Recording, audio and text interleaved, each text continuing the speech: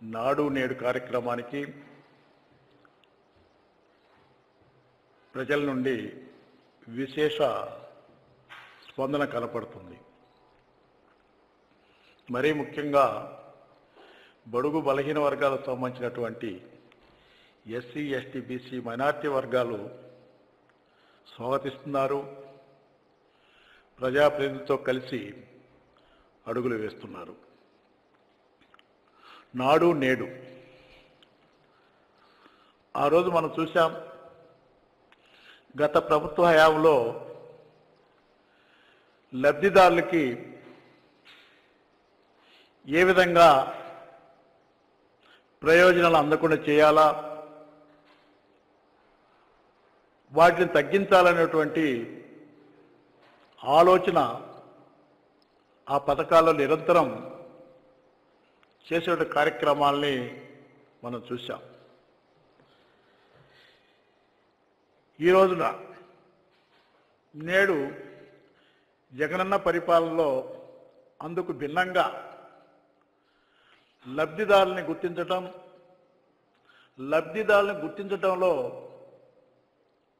ఏదన్నా పొరపాట్లు జరిగినట్లయితే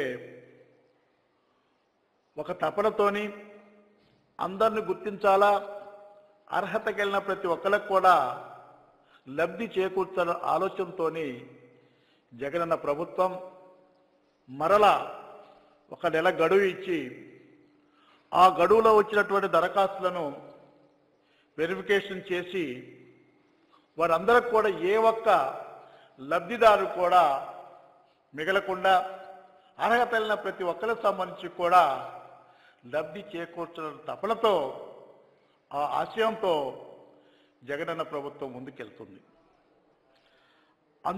అంతేకాకుండా పూర్తి పారదర్శకంగా, ఎలాంటి అవినీతికి తావు లేకుండా, మధ్యవర్తుల ప్రమేయం లేకుండా ఇచ్చేటువంటి ప్రతి కార్యక్రమానికి సంబంధించి ప్రతి లబ్ధికి సంబంధించి కూడా నేరుగా ఆన్లైన్ ద్వారా ఆయా లబ్ధిదారుల యొక్క అకౌంట్లో పడే విధంగా చూస్తున్న పరిస్థితి మనం చూస్తున్నాం.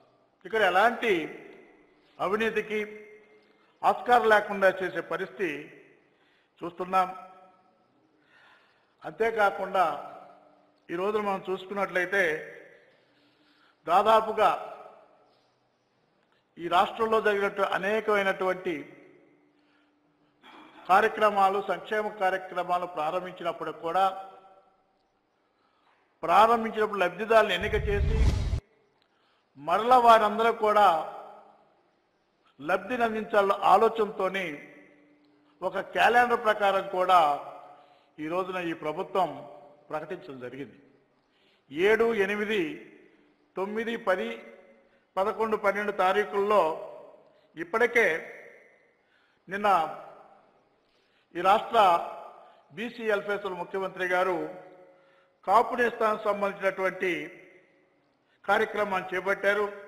ఇంకా వైఎస్ఆర్ వాహనమిత్ర, జగనన్న చేదోడు, వైఎస్ఆర్ నేతన నేస్తం, వైఎస్ఆర్ చేయూత కార్యక్రమాలు కూడా చేపట్టడం జరుగుతుంది. అంతేకాకుండా ఈరోజు మొత్తంగా రాష్ట్ర వ్యాప్తంగా చూసుకున్నట్లయితే దాదాపుగా 4,39,000 సంబంధించినటువంటి లబ్ధిదారుల్ని ఈ యొక్క పథకాలను ఎంపిక చేయడం జరిగింది. 737 కోట్లకు సంబంధించినటువంటి డబ్బుని వారి ఖాతాలోకి జమ చేయడం జరుగుతుంది. ఒక తడవ ఆలోచించినట్లయితే ఈ రోజున ఈ రాష్ట్రంలో ఉన్నటువంటి వైఎస్ఆర్ కాంగ్రెస్ పార్టీకి సంబంధించిన ఆశయం పేద వర్గాలందరూ ఆదుకోవాలా, బడుగు బలహీన వర్గాలకి సంక్షేమ కార్యక్రమాలు అమలు జరపాలనే విధంగా ఈరోజు జగనన్న సంక్షేమ రాజ్యం కొనసాగుతుంది. ఎందుకంటే ఈరోజు మనం చూసాం, నిన్నగాక మన పత్రికకు సంబంధించి ఆలోచించినట్లయితే పాపం చంద్రబాబు నాయుడు గారు, తెలుగుదేశం పార్టీకి సంబంధించిన వాళ్ళందరూ కూడా బడుగు బలహీన వర్గాల మీద మళ్ళీ ముసల కన్నులు కాలుస్తున్నారు. బడుగు బలహీన వర్గాలకు సంబంధించి మేము 61% సంబంధించినటువంటి పదవులు కేటాయించాం. పార్టీకి సంబంధించి పదవులు కేటాయించే విధంగా ఈరోజు చంద్రబాబు నాయుడు గారు మాట్లాడటం జరుగుతుంది. మరలా పదవుల పేరుతోనూ ఏ విధంగా బడుగు బలహీన వర్గాల్ని పక్కదావ పట్టించాలా, ఎందుకంటే బడుగు బలహీన వర్గాల యొక్క వారికి చేసినట్టు నిర్వాహకం ఈ రాష్ట్ర ప్రజానికి తెలియదు కాదు. ఆత్మ గౌరవాన్ని దెబ్బకొట్టారు. అనేక విధాల అన్యాయం చేసినటువంటి వ్యక్తి ఈ రోజున బడుగు బలహీన వర్గాలకి నేను పదవులు ఇచ్చి న్యాయం చేస్తానో లేకపోతే నేను అనేక విధాలుగా ఉపయోగపడతానని మాటలు నమ్మే పరిస్థితి లేదు. ఎందుకంటే ఈ రోజున చంద్రబాబు నాయుడు గారు పొర్లు దండాలు పెట్టినప్పటికి కూడా బడుగు బలహీన వర్గాలకు సంబంధించిన ప్రజలు క్షమించే పరిస్థితి లేరు. ఆయన ఆదరించే పరిస్థితి లేని విషయం కూడా చాలా స్పష్టంగా చెప్పదలుచుకున్నాం. ఎందుకంటే ఈ రోజున బడుగు బలహీన వర్గాల యొక్క ఆశాజ్యోతి జగన్మోహన్ రెడ్డి గారు. నువ్వు ఎప్పుడైనా ఆలోచించావా? ఈరోజు నేను బలహీన వర్గాల సంబంధించి 61% సంబంధిస్తున్నాను, బీసీలకి 41% పదవులు ఇచ్చాను, ఎస్సీలకు సంబంధించినటువంటి ఇచ్చాను, ఎస్టీలకు సంబంధించి 3% ఇచ్చాను, అదేవిధంగా మైనార్టీలకు సంబంధించిన 6% ఇచ్చాను, ఎస్సీలకు సంబంధించి 11% గొప్పలు చెప్పుకున్నటువంటి మీరు ఎప్పుడైనా బడుగు బలహీన వర్గాల గురించి ఆలోచించాలని చెప్పి కూడా మేము ప్రశ్నిస్తున్నాం. పదవుల పెంపకం కాదు ఇక్కడ. తెలుగుదేశం పార్టీ చేసినటువంటి నిర్వాహకాన్ని ప్రజల మధ్య పరిస్థితి, ప్రజల యొక్క ఆర్థిక విధానాల్లో మార్పులు రావాలా, రాజకీయ విధానాల్లో మార్పు రావాలా, సామాజిక పరిస్థితుల్లో పురోభివృద్ధి రావాలన్నటువంటి విధంగా ప్రయాణం చేయాలి. కానీ మరలా ప్రజలను మోసం చేయటం కోసం, బడుగు బలహీనలను మోసం చేయటం కోసం ఏ రూపంలో వచ్చినప్పటికి కూడా బడుగు బలహీన వర్గాల ప్రజల్ని నమ్మే పరిస్థితులు కూడా నేను హెచ్చరిస్తున్నాను. ఎందుకంటే ఆలోచించాలా. ఈరోజు చంద్రబాబు నాయుడు మాట్లాడుతున్నారు. ఎందుకంటే జగన్మోహన్ రెడ్డి గారి యొక్క ప్రభుత్వ ఆలోచన విధానం తప్పనిసరి అన్ని విధాలుగా ఈ రాష్ట్రం సర్వతోముఖాభివృద్ధి చెందాలా, అన్ని విధాలుగా ఉన్నటువంటి అధికారానికి కూడా వికేంద్రీకరణ జరగాల, అదేవిధంగా అధికార ఫలాలని అన్ని వర్గాలకు సంబంధించిన వాళ్ళు కూడా అనుభవించాలనేటువంటి ఆలోచనతో జగన్మోహన్ రెడ్డి గారు ఒక విషయంతో పరిపాలన కొనసాగుతున్న విషయం చెప్పాల్సిన అవసరం ఉంది. ఇక్కడ నువ్వు ఎప్పుడైనా బలహీన వర్గాల గురించి ఆలోచించావా?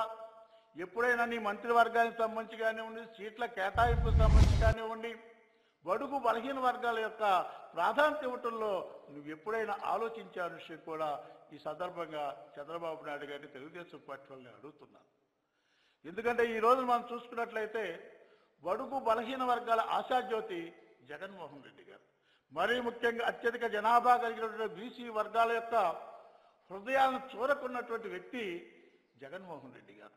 ఎందుకంటే ఈరోజు మనం చూసాం 3 రాజ్యాలను తీర్మానం చేసి ఈ రాష్ట్రంలో పరిపాలన వికేంద్రీకరణ జరగాలన్న ఆలోచనతో 3 రాజ్యాలకు సంబంధించి తీర్మానం చేయడం జరిగింది. అంతేకాకుండా ఈ రోజున బీసీ వర్గాలకు సంబంధించిన వాళ్ళందరికీ 57 కార్పొరేషన్లు ఏర్పాటు చేసి 672 సమయం డైరెక్ట్లు ఇచ్చేసి బీసీ వర్గాలకు సంబంధించిన వాళ్ళకు కూడా తమను తాను పరిపాలించుకునే విధంగా, తమ వృత్తులకు సంబంధించి తమ సమస్యలను తాను పరిపాలించుకునే విధంగా కూడా లీడర్షిప్ ఇచ్చినటువంటి నాయకుడు జగన్మోహన్ రెడ్డి గారు. ఈరోజు జగన్మోహన్ రెడ్డి గారు వీరు పాలితులు కాదు, పాలకులు అనే విషయాన్ని నొక్కి చెప్పినటువంటి నాయకుడు జగన్మోహన్ రెడ్డి గారు. అందుకని ఈ రోజున అన్ని కార్పొరేషన్ల ద్వారా వారి యొక్క ఆర్థిక పరిస్థితులకు సంబంధించి వాళ్ళకున్న సమస్యలు మొత్తం కూడా పరిష్కరించుకునే విధంగా కూడా ఈరోజు జగన్మోహన్ రెడ్డి అవకాశాన్ని కూడా కల్పించడం జరిగింది. ఇవే కాక అనేకమైన కార్యక్రమాలు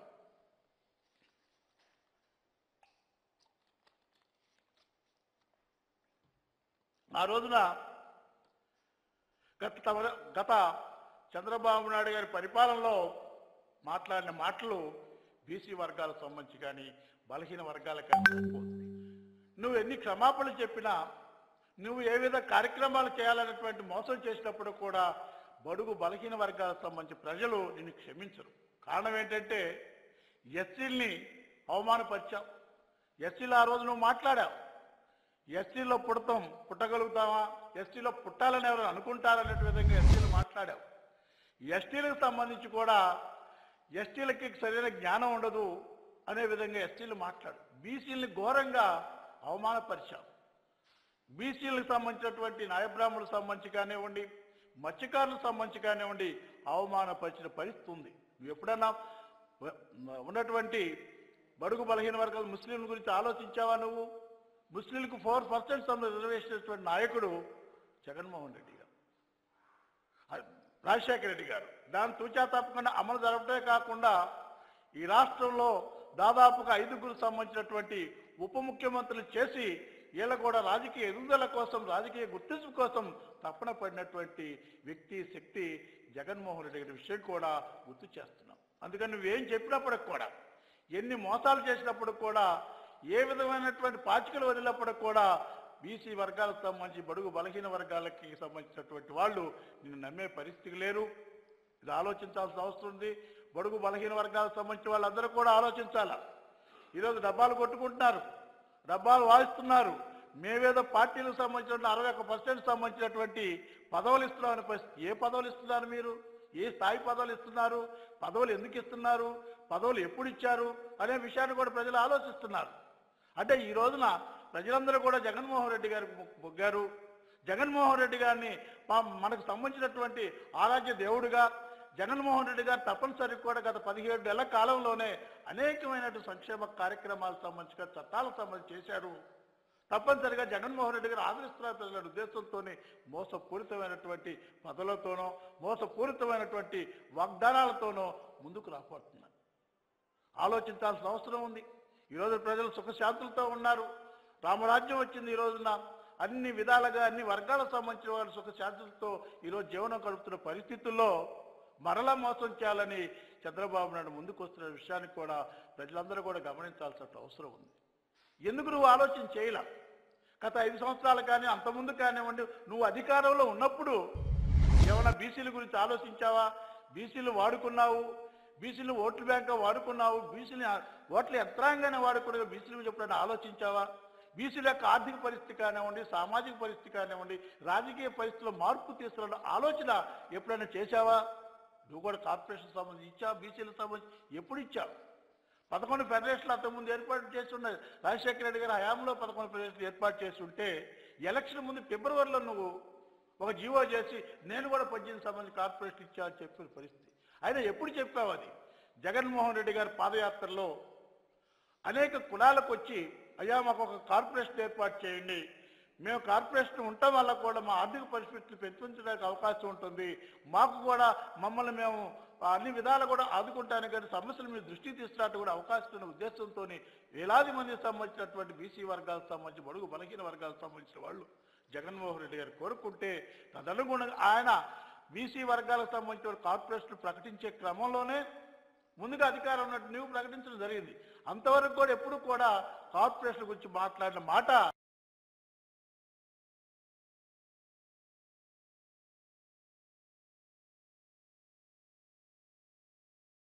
ఇండస్ట్రీ 14 మాసాల్లో 17 మాసాల్లోనే ఎటుపోయింది అర్థం కావట్లేదు. 17 ఏళ్ల పాలనలో అనేకమైన చట్టాలు తీసుకురావటం జరిగింది, అనేకమైన సంస్కరణలు తీసుకురావటం జరిగింది.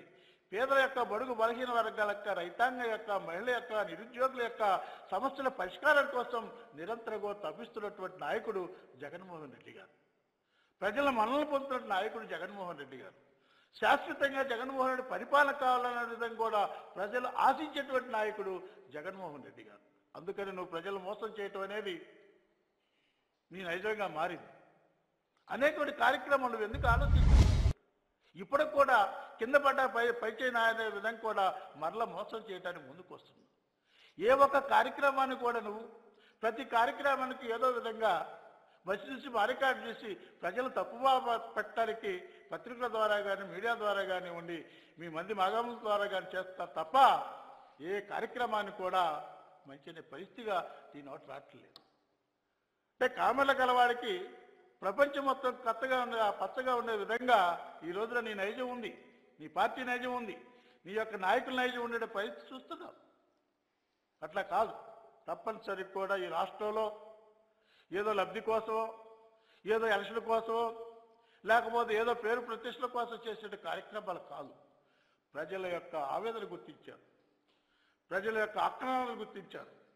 ప్రజలకు ఒక మాట ఇస్తే ఆ మాటను నిలబెట్టుకోవాలన్నటువంటి ఒక తపన, ఆ మాటను నిలబెట్టుకోవాలన్నటువంటి ఒక ఆలోచనటువంటి నాయకుడు జగన్మోహన్ రెడ్డి గారు. ఎందుకంటే నిరంతరం ప్రజల కోసం పనిచేస్తున్నారు. నువ్వు ఎన్ని చెప్పినప్పుడు కూడా, ఏ నిందారోపణలు చేసినప్పుడు కూడా ఈ రోజున జగన్మోహన్ రెడ్డి గారి ప్రభుత్వం ప్రజలు ఆశీర్వదిస్తున్నారు. ఈ ప్రభుత్వం యొక్క ఆలోచన ఈ రాష్ట్రాన్ని సర్వతోముఖాభివృద్ధి సాధించాలా, ఈ రాష్ట్రంలో ప్రతి లబ్ధిదారులకి అన్ని విధాలుగా అందించాలా. అందుకని ఈ రోజున జగన్మోహన్ రెడ్డి గారిని ఈరోజు ఒక సంస్కరణవాది కూడా అనేక మంది యొక్క మనలు పొందిన పరిస్థితి మనం చూస్తున్నాం. ఎందుకంటే ఎప్పుడు కూడా లేని విధంగా ఆ రోజు మహాత్మా జ్యోతిరావు పూలేకి సంబంధించినటువంటి తాత్వికవేత్త, అదే సంస్కరణవాది అయినటువంటి జ్యోతిరావు పూలే కానివ్వండి, అదేవిధంగా డాక్టర్ బిఆర్ అంబేద్కర్ యొక్క ఆశయాలకు సంబంధించిన రాజ్యాంగబద్ధం కానివ్వండి, వారి ఇద్దరిని మరిపించే విధంగా ఈరోజు జగన్మోహన్ రెడ్డి గారి పరిపాలన ఈ రాష్ట్రంలో కొనసాగుతుంది. అందుకని జగన్మోహన్ రెడ్డి గారిని బడుగు బలహీన వర్గాల యొక్క ఆశాజ్యోతి అంటున్నాం. ఈరోజే కాదు, ఈ రాష్ట్రంలో పెట్టేటువంటి ప్రతి సంక్షేమ కార్యక్రమానికి కూడా ఈ రాష్ట్రంలో ఈ దేశంలో ఉంటే అనేక మంది ముఖ్యమంత్రులకు సంబంధించి ప్రధాని సైతం కూడా ఈ రోజున అభినందనలు తెలిపే కార్యక్రమం కానివ్వండి, సంతోషించే కార్యక్రమం కానీ, ఇలాంటి కార్యక్రమాలని అన్ని చోట్ల అమలు జరపాలనే విధంగా తీసుకున్నటువంటి విధానాన్ని కానివ్వండి మనం ఆలోచించాల్సిన అవసరం ఉంది కూడా మనం చేస్తున్నాం. కాబట్టి ఈ విధంగా ఈ ప్రభుత్వం కొనసాగుతుంది. తప్పనిసరి కూడా నువ్వు చేసినటువంటి మోసాలు కానివ్వండి, ఇప్పటికి కూడా ఇంటిని చక్కదిద్దుకోకుండా అన్ని విధాలు కూడా ప్రయత్నం చేసే పరిస్థితి కనపడుతుంది. ఏ విధంగా అభివృద్ధి నిరోధక తయారు కావాలా, ఎక్కడ ఏం దొరుకుతుంది, కోర్టులకు వెళ్ళాలా, ఏ విధంగా అభివృద్ధి కార్యక్రమాలు ఆపాలా, ఏ విధంగా జగన్మోహన్ రెడ్డి గారు అబాస్ పాలసీ